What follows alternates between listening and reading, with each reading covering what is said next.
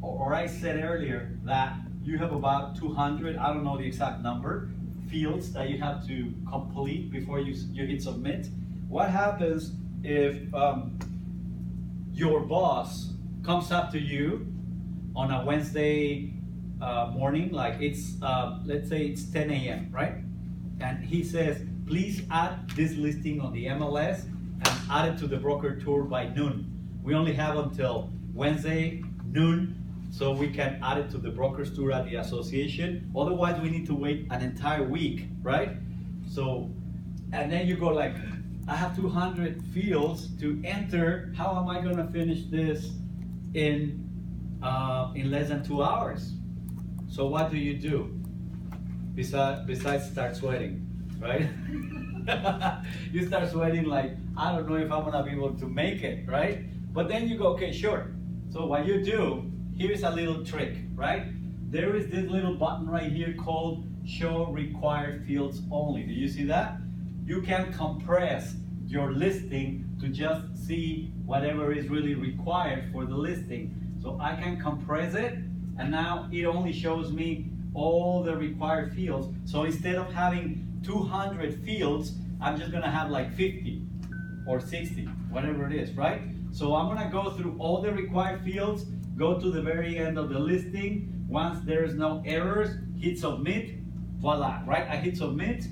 But when you do that, because you compressed it, you didn't add any photos, right? Photos are not required when you compress it. You hit submit. Now when you hit submit, it says congratulations, here's your ML number, and then you can put it on the broker's tour. Now by the time it's already 11:15, you go back to your boss and you say, here, I'm done, right? You did it in less than 2 hours, but that's because you compressed it. Then don't forget to later on, once you submitted it, you need to come back and add photos, right? You have 3 days from the time you hit submit, you have 3 days to add photos. Don't forget. Now, you need to come back and decompress it. So you click on this button again, and it's gonna expand, and then you can add photos then, right? Okay, so I'm gonna go back to the top of the page, and I'm gonna go through the sections really quick. I'm not gonna enter everything because we don't have much time. Yes? So what happens if you don't add a photo? If you don't add a photo, you're gonna be cited. So the compliance department is gonna receive a lot of calls saying, hey, we are expecting photos from this property and we wanna see photos, and it's been 5 days, 7 days, and nothing. So they can actually run a search for properties without photos, and they can even catch it before people call. But they will give you a call and they might say, you need to add photos, or if it's already like so many days, you're gonna be cited. I think it's $100. And it's only one picture that's a requirement. You need at least one photo. So once you expand it, grab that photo and add it, right? And you're safe with everything, all right? So good question. Now, what we're gonna do, start a listing. We already completed the first section. If I'm co-listing with somebody, I'm gonna say which office and which person. Property overview, which is section 2. I already added the address. It found it on the map. Then it added all this information. Regarding schools, because for schools, remember, I can override like square footage, lot size, number of stories, anything that I want, I can just override without any problem. And then on the tax records, when people pull the tax records for this property, in the future it's gonna say MLS, tax records, say for example 6300, and MLS says 65 if you overrode it, right? It says MLS says. MLS means any agent that listed the property. All right, so we're gonna go through this. If there is a second structure, you have to say, yeah, I have a second structure, and this is and the size of the second structure. Property faces, you're gonna say, remember, is it facing north, west, south, etc. The number of bedrooms, bathrooms, living space. Oh, here's the secondary space. Like if there's a little house in the back, and is that little house a guest house, an apartment, or other? And what year was it built? Zoning is given to you automatically by the county. Land use, it's a single family residential. This is new. It just came out like last week or 2 weeks ago. It's about area. What is area 12? Any idea? Aliens. Is it like within the city? It's broken up into different. It's this. So when you go right here, it's an area right here, right? When I say area 12, that is in Blossom Valley. Oh. So if I say area 10, where is area 10 at? Willow Glen. If I say area 1, it may be Morgan Hill. around Morgan Hill, Gilroy, San Martin, and so forth. So these areas were transferred over to the listings automatically, all right? So that's area. Now, elementary school district, it pulled from the county that the house belongs to San Jose Unified. And then it gives me the room for elementary, middle, and high school, right? High school is San Jose Unified as well. But when you go here, it gives you the list of schools, right? You can select the names right there, but you don't select them just like that. You need to investigate. You need to call the district. If it's relevant, I think I would do that. Rather than checking on websites, I would prefer to call the district, right? To give them the right information.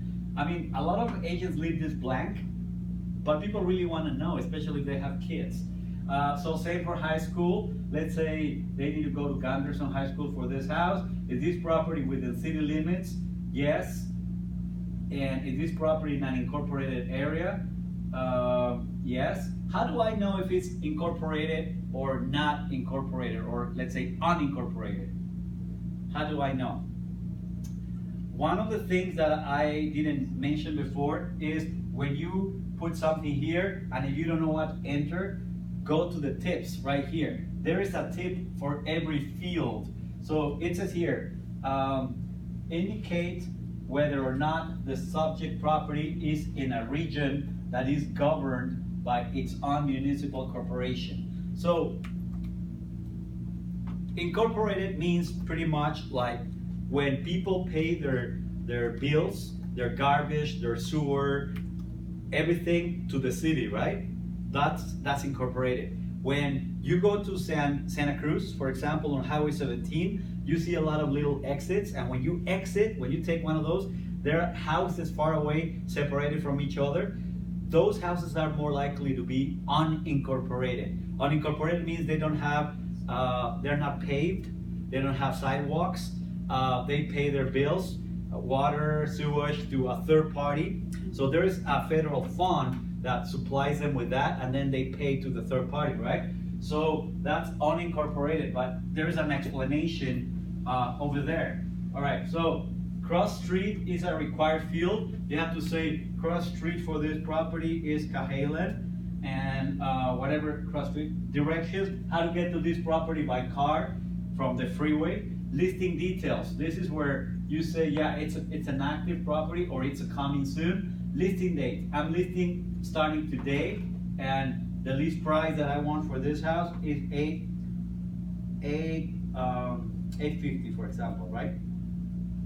Expiration date for this property is gonna be, like we said, April 6th, 6 months from now. Point of sale ordinance. Is there a point of sale ordinance? I wanna say yes or no, depending on the case. You read what a point of sale ordinance is over there. City transfer tax, I'm gonna say yes, here in San Jose. Point of sale ordinance, not all the cities have it. Oakland, San Francisco, I think they do. City transfer tax, most of the cities do have it. Possession notice, when do you want the new owner to take possession of the house? So you select here. Notice how I'm opening and closing. I click on the gray bar, right? Click on the gray bar to open, and then close. Click again to close. Open, click again to close, right? So I wanna click, and I wanna say, I want the new owner to take possession of the house 3 to 5 days after close of escrow, not before. Or 30 days after close of escrow, or immediately. Whatever you decide, or the owner decides. Acceptable financing terms. Now, is this house, is there any Calvet loan approved? Is there any FHA, is it a VA loan, FHA approved, or any of those? That's where you check it, right? Under acceptable financing terms. Total assumable loans, well, if you have to enter what are those loans and all that. Oh, I think this is something,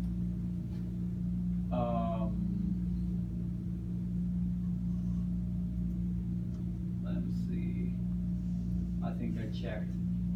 Cash or conventional, right? I think these fields are fairly new because I haven't seen them before. Under total assumable loans, assumable loan rate. I need to find out from them.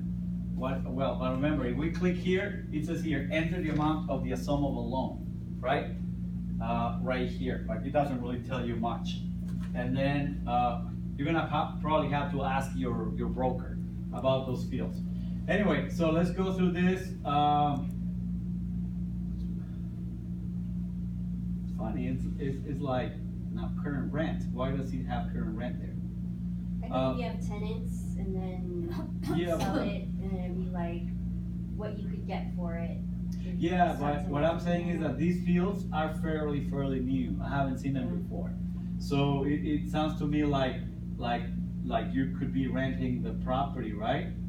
Current rent? I think it's like if there's tenants already living there and then the property sold to you. It could be, then yeah. and if you take on those tenants, then you kind of know what they're paying. Right, for it. right. It could be. So there's some. Maybe. No, I guess you're probably right. So there's some type of math that you would need to do if they're gonna stay there maybe for a couple of days after the close of escrow and all that.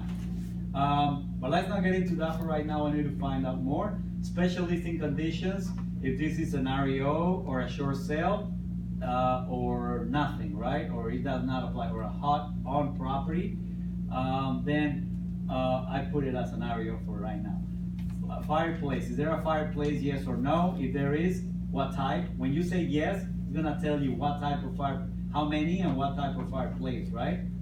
So I'm gonna say no. Accessibility, check if there is anything for handicapped people, right?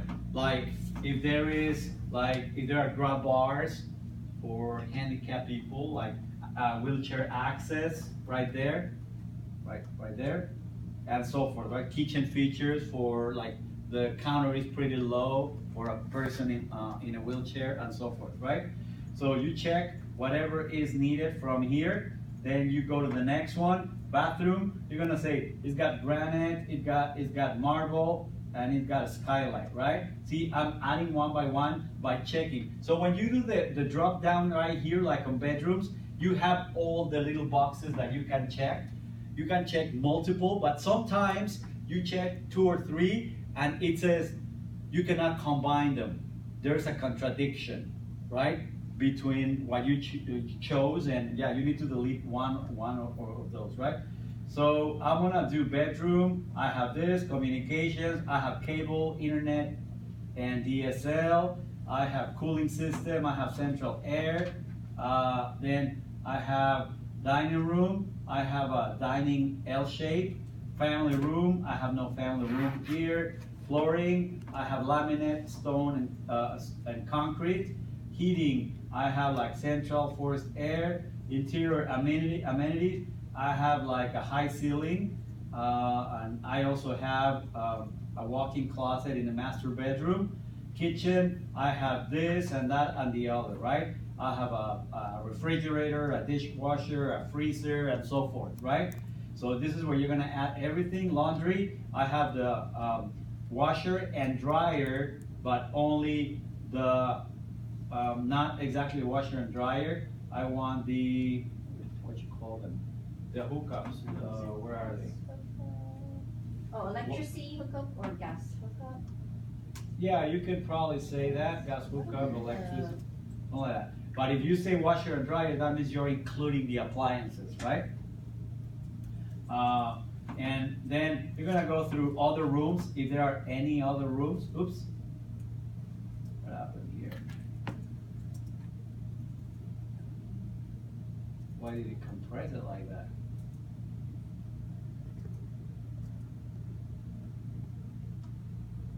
Pretty strange. Okay.